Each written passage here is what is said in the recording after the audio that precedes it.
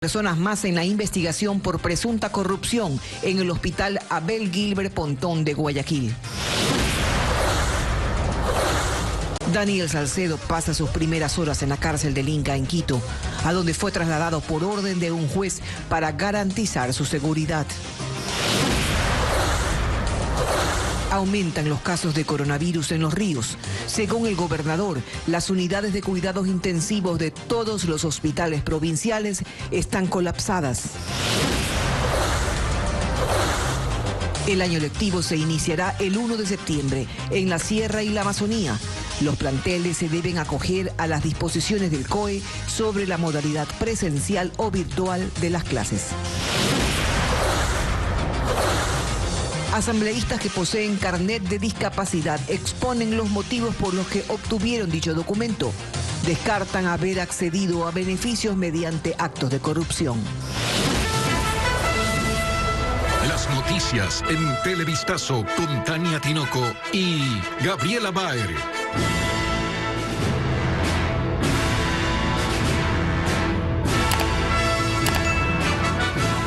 Amigos televidentes, buenas tardes, bienvenidos a Televistazo. La Fiscalía avanza en la investigación sobre una presunta red de corrupción que operaba en el interior del hospital Abel Gilbert Pontón en Guayaquil. Como parte del proceso se vincularán a 17 nuevas personas luego del allanamiento ejecutado hace más de un mes.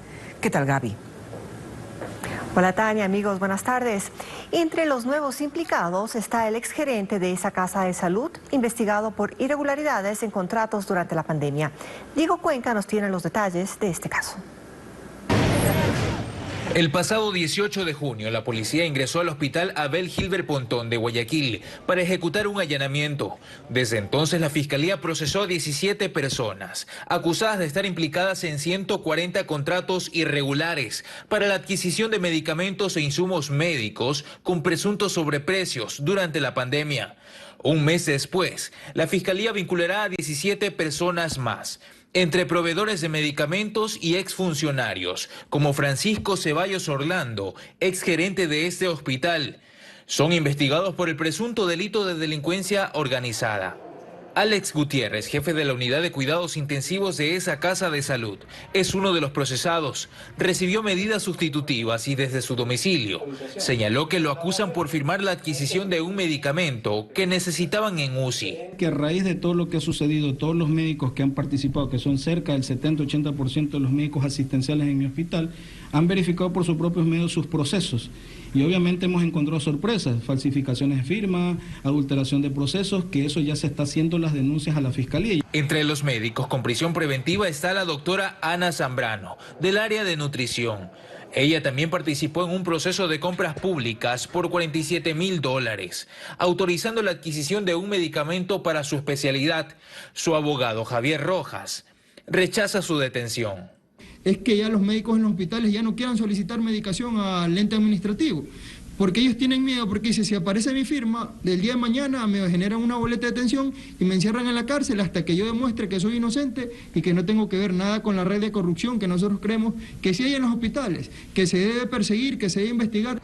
Finalmente, las nuevas vinculaciones se harán el próximo lunes en una audiencia judicial en Guayaquil, como parte de las investigaciones contra la red de corrupción en los hospitales públicos. Y para hablar sobre este caso, buscamos una entrevista con Noelia Ojeda, que registra como abogada de Francisco Ceballos, exgerente del hospital Abel Gilbert Pontón, pero nos informó que ya no formará parte de su defensa. Daniel Salcedo cumple su primer día de arresto en Quito. Tras su traslado desde Guayaquil, fue evaluado anoche en el hospital policial y luego llevado a la cárcel de El Inca, en el norte de la capital, en donde permanece custodiado por un operativo especial de seguridad. Francisco Garcés nos cuenta más. La mañana de este miércoles, familiares de Daniel Salcedo llegaron a la cárcel para entregarle agua y conocer su estado, pero no dieron declaraciones a la prensa. Así, Salcedo cumple sus primeras horas internado en la cárcel de El Inca, en el norte de Quito. Él es acusado por varios casos de corrupción por la venta de insumos médicos en los hospitales del IES en Guayaquil. escoltado por miembros de grupos de élite, llegó al hospital de la policía en Quito, en donde médicos del Ministerio de Salud y de la cárcel de El Inca evaluaron su estado, siempre bajo la mirada de los galenos del hospital policial y los uniformados encargados del operativo de seguridad. Llegó bien, aparentemente simulaba un dolor y ese dolor fue diagnosticado que tenía una infección. Por esa situación, como hospital, nosotros proveímos de medicina para esta infección. Pese a que Salcedo refirió tener varias molestias físicas como secuelas del accidente aéreo que sufrió el pasado 8 de junio, cuando la avioneta en la que huía del país cayó a tierra, los médicos determinaron que su estado era apto para ser trasladado a la cárcel. Tras esa decisión, nuevamente se armó el operativo que tardó 7 minutos en llevar a Salcedo desde el hospital hasta la cárcel de El Inca, también en el norte de Quito. Su ingreso a ese centro carcelario se produjo a las 10:30 de la noche, todo en medio de un amplio despliegue policial. Se va a cumplir estrictamente lo que ha manifestado el juez en su resolución y también la seguridad se va a reforzar tanto en la parte interna como en la parte externa. Cumplido el procedimiento en los alrededores del centro carcelario, la seguridad se mantuvo reforzada. La calle de acceso permanece bloqueada y miembros de la policía hacen el control de todo el sector. Las autoridades siguen en la búsqueda del asambleísta Eliseo Azuero, quien tiene orden de prisión desde el pasado 17 de julio.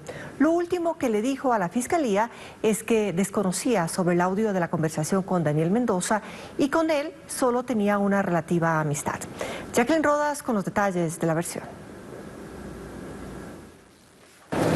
Se cumplen 12 días desde que el asambleísta Eliseo Azuero tiene orden de prisión preventiva y no lo han encontrado ni se ha entregado a las autoridades. Según la Fiscalía, en el audio de la conversación que mantuvo con el ex legislador Daniel Mendoza, se evidencia que ambos cumplían un rol de dirección en la supuesta organización criminal relacionada con el contrato del hospital de Pedernales. Azuero lo negó todo ante el fiscal que le tomó su versión, horas antes de que se anuncie su procesamiento penal. Desconozco el origen de los audios a los que usted ha hecho mención. En algún momento conversé con él sobre el tema y se ratificó que él no tenía nada que ver. No recuerdo la fecha porque no es un tema que a mí en lo personal me haya interesado. El fiscal también le preguntó sobre su relación con Daniel Mendoza. Aparte de una relativa amistad que se da en la Asamblea Nacional con el señor Mendoza y con otros en mayor o menor grado, se generan relaciones que inclusive yo diría no llegan a ser amistades.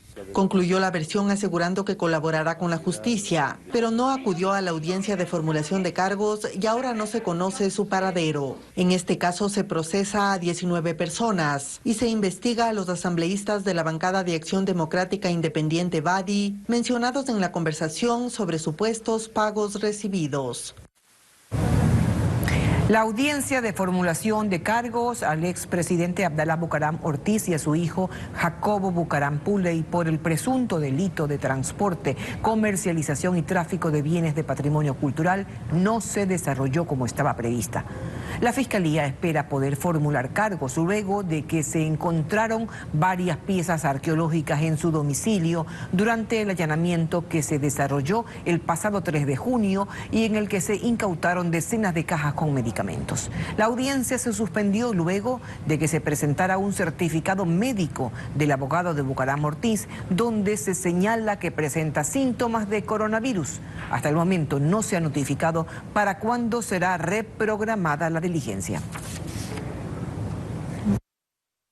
Se difirió la audiencia por el pedido del señor abogado Alfredo Arboleda Zuya, que es abogado del señor Bucaram Ortiz, puesto que el señor abogado ha tenido problemas en su salud, síntomas del COVID. Entonces, por esa situación, que es un caso fortuito, ha pedido el diferimiento por esta única vez de la audiencia. ¿Pero presentó algún tipo de...? Presentó un escrito y presentó también un certificado que ahorita nos puso a la vista el señor juez.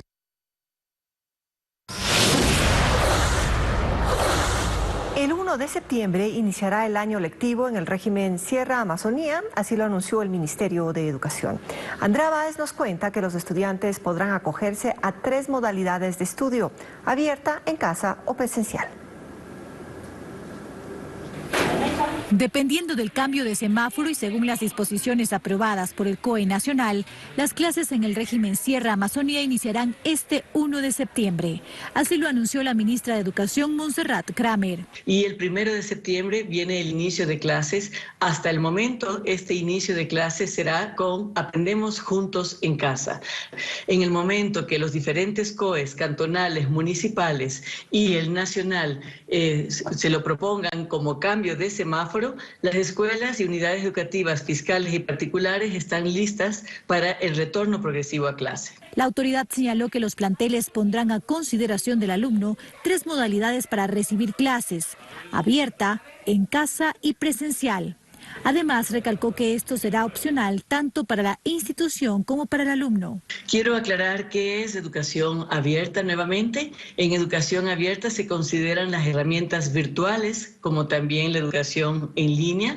También especificó que el cobro de pensiones será acorde a la modalidad de estudio que reciba el estudiante. La educación abierta, hablando de costos y regulación de costos, será el 65% de las pensiones efectivamente cobradas durante el año lectivo que finalizó. El costo de la educación en casa o homeschooling, que también debe ser optada desde el inicio del año lectivo hasta el final del año lectivo, es de un 30%. Actualmente se realiza el registro de matrícula ordinaria, que será hasta el 10 de agosto.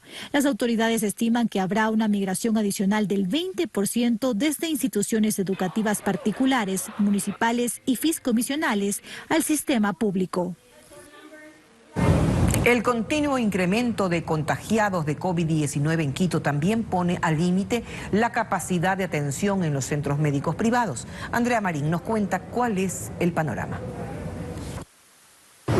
La red privada de salud en Quito experimenta la misma saturación en sus servicios que el sector público por los casos de COVID-19. La Asociación Nacional de Clínicas y Hospitales Privados del Ecuador da cuenta del incremento de camas. Inicialmente contaban con 50 en unidades de cuidados intensivos y 75 en hospitalización. Actualmente hay 53 camas en UCI y en hospitalización hay 100 solo para pacientes COVID. Así lo confirma su directora ejecutiva, Ana Delgado. En el inicio nosotros teníamos 23 camas de UCI para COVID y 27 para no COVID. En este momento tenemos 31 para COVID y tenemos 22 para no COVID. Las casas de salud han acondicionado nuevos espacios para cubrir los requerimientos, como salas de aislamiento, emergencias equipadas con oxígeno y también en cuidados intermedios. En esas camas de cuidado intermedio nosotros tenemos a los pacientes que llegan por emergencia, que necesitan oxígeno y que más tarde van a requerir una cama de terapia intensiva. Entonces los mantenemos en cuidados intermedios, pero no tenemos la garantía de poderles dar una UCI porque estamos totalmente llenos, tanto en las camas de UCI como en las camas de hospitalización. Y también nuestros cubículos de emergencia están totalmente llenos. También han adquirido más equipos y aumentado personal.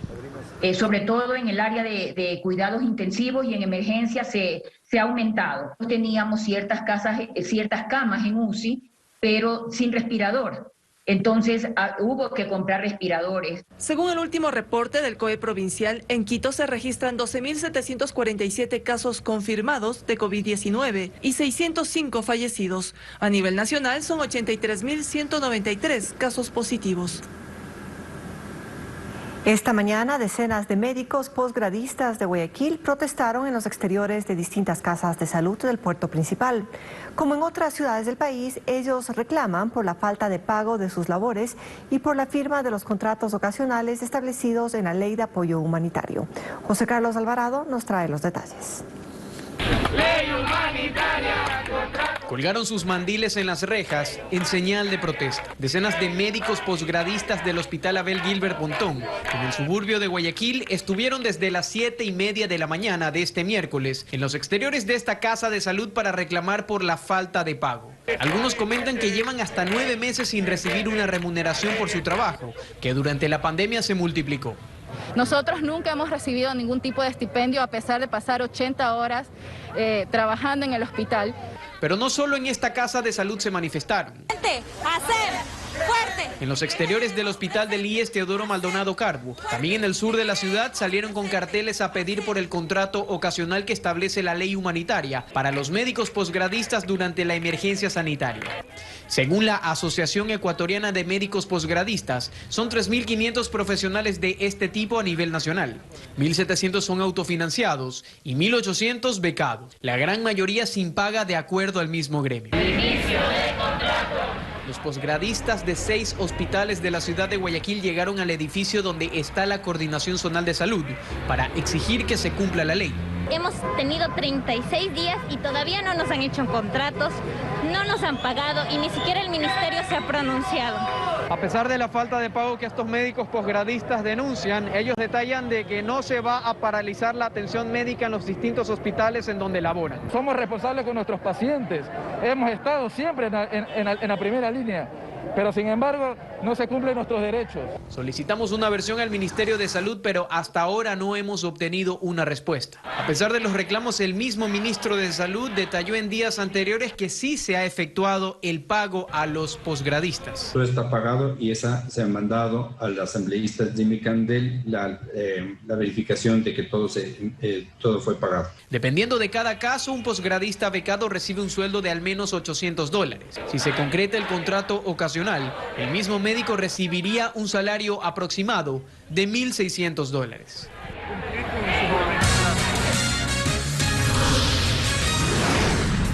Vamos a la pausa y al regresar, asambleístas y autoridades explicaron por qué poseen carnets de discapacidad. Lo hicieron ante la Comisión de Salud del Legislativo que investiga estos casos. A esta hora, el presidente Lenín Moreno y autoridades de su gabinete mantienen una reunión con los alcaldes miembros de la Asociación de Municipalidades del Ecuador. El objetivo del encuentro es analizar una posible solución financiera frente a la deuda que el Estado mantiene con estas instituciones locales. Juan Carlos Exprúa nos informa. Raúl Delgado, alcalde del Cantón Pauta y presidente de la Asociación de Municipalidades del Ecuador, fue uno de los primeros en llegar al Palacio de Carondelet. Se reúne con el presidente Lenín Moreno y otras autoridades del gobierno para explicar la delicada situación que enfrentan los 221 municipios del país, tras los más de $1.000 millones que les debe el Estado. Es insostenible, ya los municipios no podemos dar servicios, estamos restringiendo ya servicios porque nos encontramos en morosidad, ya los acreedores, proveedores, no nos quieren dar combustibles, no nos quieren dar productos para poder seguir potabilizando el agua potable y brindando a nuestras ciudades para poder seguir haciendo la recolección de desechos sólidos. En esta reunión que comenzó pasado el mediodía, los alcaldes del Comité Ejecutivo de la AME le expresan a las autoridades que durante la pandemia su estado económico ha empeorado porque asumen competencias adicionales relacionadas a la emergencia sanitaria. Y que nos ha tocado enfrentar a través de los COEs cantonales acciones que permitan quizás precautelar la vida de las personas. Nosotros llegamos hoy a escuchar al gobierno nacional cuál es la realidad y cuál es su planificación económica que tiene para estos 10 meses. En este encuentro, el presidente Lenín Moreno se refirió a la falta de recursos del Estado. Así son las cosas. Entiendo que ustedes también estarán haciendo dentro de cada municipio el sacrificio correspondiente que está haciendo el gobierno. No se olviden que el gobierno ha rebajado en casi $4.000 millones su presupuesto. En las próximas horas se conocerá el resultado de esta reunión en la que está presente el ministro de Finanzas, Richard Martínez. Por iniciativa de Ecuador, desde esta mañana se realiza una reunión regional para lograr una posición conjunta en contra de la presencia de una gran flota pesquera china. En el encuentro participan delegados de Colombia, Perú, Chile y Panamá. La incursión de la flota de 260 barcos pesqueros, en su mayoría chinos, en el corredor de aguas internacionales, ha hecho que Ecuador pida a los países miembros de la Comisión Permanente del Pacífico Sur, que incluye a Chile, Colombia y Perú, así también a Panamá como observador, un respaldo conjunto para defender la conservación y la sostenibilidad de los recursos naturales más allá de las 200 millas. Para ver el hecho de los efectos y diseñar una estrategia para enfrentar esta situación. La reunión se realiza este miércoles a nivel de delegados. Se espera que arroje resultados positivos que generen una presión mayor a nivel internacional, señala Roque Sevilla, experto en el tema. El objetivo central es de hacer fuerza, presencia de, en este caso, 5 países o 6 países que estarían interesados en proteger sus aguas, ¿no es cierto? E ir con eso al mundo internacional y a las Naciones Unidas. Sevilla es también miembro de la comisión técnica creada por el gobierno para diseñar la estrategia de protección de los recursos marítimos de Galápagos, y en este tema hay avances. Y hay una buena posibilidad de avanzar, por ejemplo, en la nueva reserva marina binacional que sería entre Costa Rica y Ecuador, en la cordillera esta que une la isla de Cocos con Galápagos. A la par, el canciller informó que también se mantiene un diálogo directo con las autoridades chinas en busca de mecanismos para solucionar de manera permanente este tipo de impases. Explicando con toda cortesía, pero con toda tesón, que este es un problema que el Ecuador considera primordial, que es un tema de prioridad nacional y que atenta contra la soberanía de sus recursos. Lo que se busca son soluciones a largo plazo y se espera resultados de la reunión de los países del Pacífico esta misma tarde. Seguimos informando. Los 2 internos asesinados anoche en el Centro de Detención Provisional de Guayaquil, CDP, tenían antecedentes penales por tráfico de drogas. Las autoridades investigan qué habría originado el doble crimen. 3 internos han sido identificados como los autores del asesinato. La riña que se inició la noche del martes alertó a los guías penitenciarios, quienes solicitaron ayuda a la policía con el fin de evitar que el incidente se extienda a otros pabellones del Centro de Detención Provisional de Guayaquil. Al controlar la pelea encontraron a 2 internos muertos que habían sido apuñalados. Esto fue ratificado por el Servicio Nacional de Privados de Libertad, que en su Twitter indicó que se investiga el deceso de los 2 internos y que, según informe policial, este hecho se habría producido a causa de una riña. El jefe zonal de la DINASET, Francisco Hernández, explica que las víctimas fueron detenidas el pasado 15 de mayo por microtráfico. Edison Ricardo Villegas, de 28 años de edad, y la otra persona se llama Freddy Gabriel Pineda, de 29 años. En las primeras indagaciones se determinan que 3 presos habrían aprovechado la riña para asesinar a los reos. A los sospechosos se les abrió un nuevo proceso y están a la espera de la audiencia de flagrancia. Uno de los presuntos sospechosos en este hecho de violencia es una persona detenida por el delito de asesinato. Los cuerpos de las víctimas permanecen en el Centro de Investigaciones Forenses y en las próximas horas serán entregados a los familiares, quienes han evitado dar declaraciones sobre el tema. Anoche un hombre murió tras recibir 4 disparos en Guayaquil. La víctima había recibido amenazas aparentemente por microtráfico. La policía investiga este caso. El crimen ocurrió cerca de la medianoche en el bloque 1 de Bastión Popular, en el noroeste de Guayaquil. Ahí, un hombre fue asesinado a tiros en la vía pública. Pese al horario del toque de queda, hubo personas que salieron de sus casas tras escuchar los disparos. El sujeto se encontraba circulando por el sector cuando llega un vehículo y se bajan 3 sujetos, le propinan 5 disparos, de los cuales de 4 de ellos aparentemente llegan a su humanidad.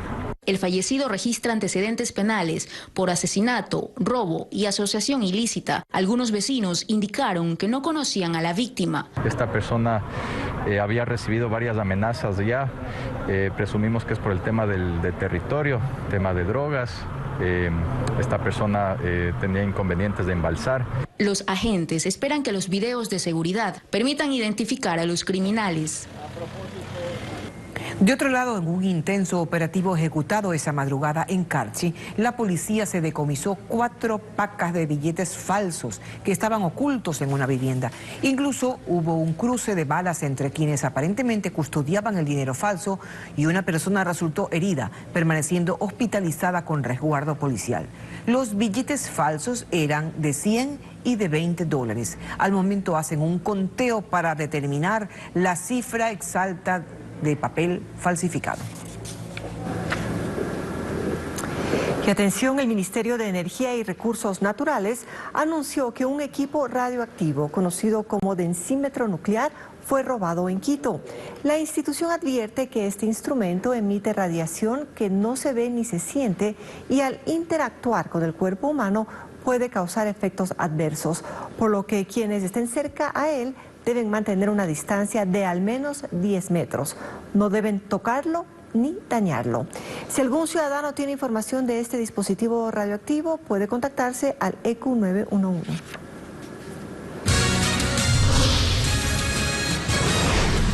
Luego de la pausa, aumentan los casos de coronavirus en la provincia de Los Ríos, según las autoridades. Todos los hospitales de la provincia están copados.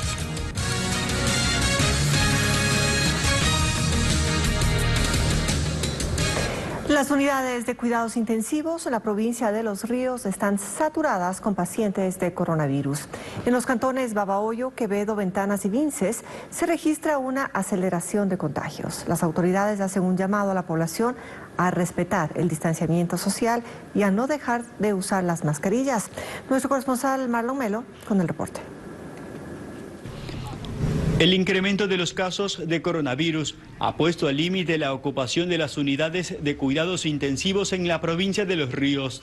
Así lo dio a conocer el gobernador Camilo Salinas. Hemos tenido las áreas de cuidados intensivos colapsadas con pacientes que requieren ventiladores mecánicos, pero pacientes que se van de alta son pacientes que inmediatamente ingresan nuevos pacientes y que son atendidos aquí en el hospital. Actualmente hay 2.824 personas contagiadas en Los Ríos. El mayor número de casos se registran en Babahoyo con 983, Quevedo 523, Ventanas 437 y Vinces con 164 casos positivos. Y dentro de la curva está creciendo no solamente los casos, sino también los fallecidos. A esto se suma que las camas destinadas para observaciones, cuidados intermedios y hospitalización que hay en los 4 hospitales de la provincia habilitados para atender los casos de la pandemia están copados en un 80%. Y por eso que a contrarreloj y con una inversión de $162.000 se repotenciará el área de consulta externa del Hospital Martín y Casa en Babahoyo. Esta área podemos nosotros incrementar por lo menos unas 50 camas más de capacidad resolutiva. Al alcalde de Babahoyo, Carlos Kerman, también le preocupa la propagación del virus y asegura que se debe al irrespeto del distanciamiento social y la falta de uso de las mascarillas. En estos fines de semana, en estos días, hemos incrementado nuestros operativos de control porque encontramos gente en reuniones sociales, familias enteras reuniéndose en las casas. Desde que inició la pandemia se han registrado 800 fallecidos entre confirmados y sospechosos de coronavirus en la provincia de Los Ríos. El Comité de Operaciones de Emergencia de Guayaquil analiza endurecer las restricciones en la ciudad mientras se mantenga el semáforo en amarillo por el COVID-19. La alcaldesa Cintia Viteri reconoce que la capacidad de camas de cuidados intensivos en los hospitales públicos está llegando al tope. William Young nos informa. Afuera del Hospital del Guasmo del Ministerio de Salud, Javier se encarga de los trámites de su funeraria con los familiares de las víctimas de COVID-19. Aseguró que las muertes por esta enfermedad no se han detenido. De 6 a 5 personas diarias salen aquí. ¿Por qué los fallecidos? Fallecidos bien, o COVID.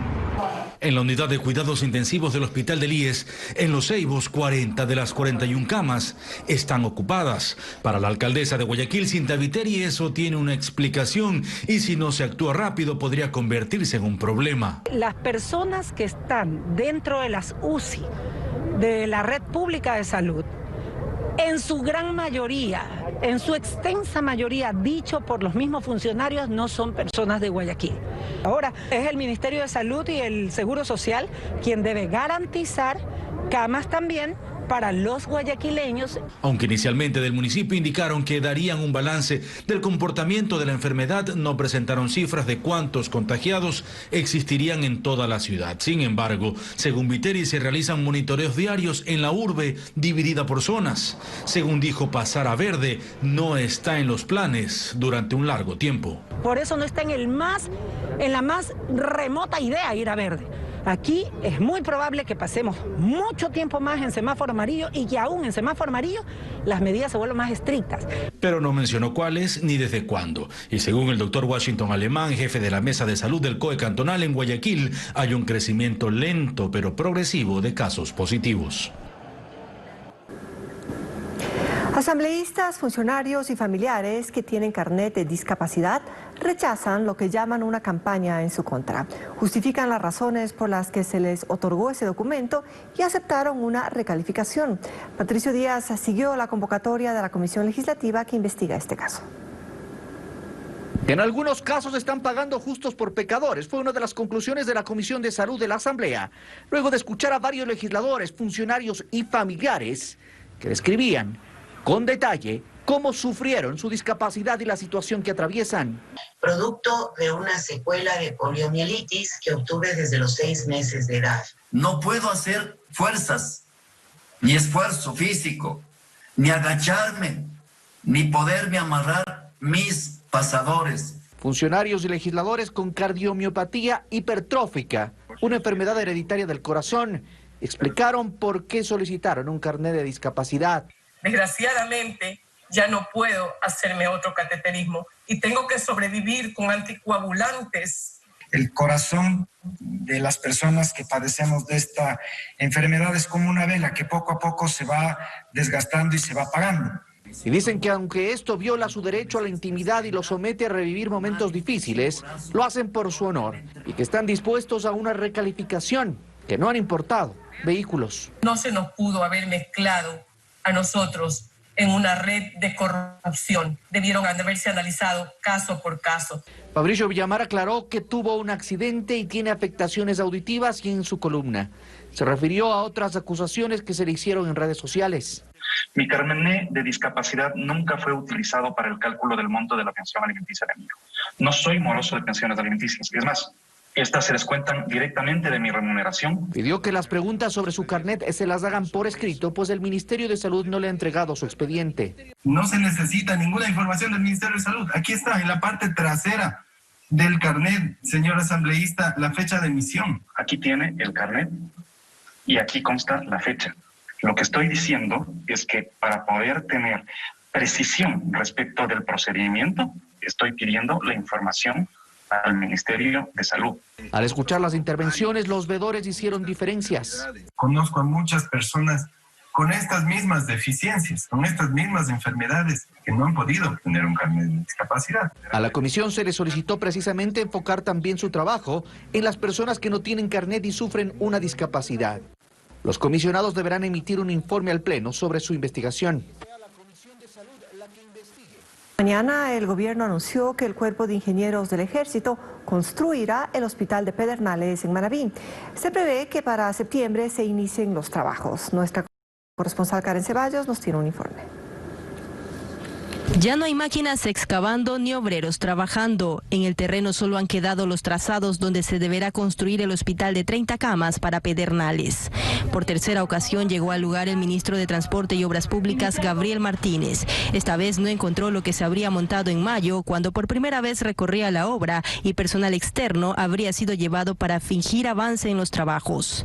Esta información consta en los chats de los detenidos por la red de corrupción en torno a este contrato en Manabí, en el que está involucrado el exasambleísta Daniel Mendoza. Yo no soy el engañado, aquí el mayor perjudicado es el pueblo de esta ciudad, porque ustedes ven que un avance del 2% pues no es un avance importante. Martínez anunció que al consorcio anterior se le comunicó la terminación unilateral del contrato el pasado 17 de julio y además que se ha pedido la devolución de los valores del anticipo. Nosotros esperamos que el cobro de la garantía de fiel cumplimiento del contrato sea en los próximos días, o sea, estamos hablando hasta la primera o segunda semana de agosto. Ahora la obra de $16 millones tendrá un nuevo contratista. El inicio de los trabajos está previsto para septiembre y tendrá el plazo de 1 año. El Hospital Pedernales va a ser entregada al Cuerpo de Ingenieros del Ejército para su ejecución, haciendo una pequeña modificación, optimización dentro del sistema antisísmico. Contar con una casa de salud es un sueño de más de 20 años en Pedernales,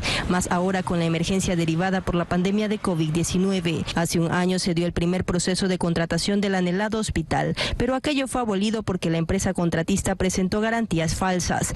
De allí vino el segundo contrato con el consorcio Pedernales Manabí, del cual su contratista está preso por presuntamente ser parte de una red de corrupción asociada al exasambleísta Daniel Mendoza. Ingeniosa Sor Josefina. Con esto despedimos, Tania. Así es, ingenioso y divertido. Gracias por acompañarnos. Habrá más noticias a las 19 horas en Televistazo Estelar.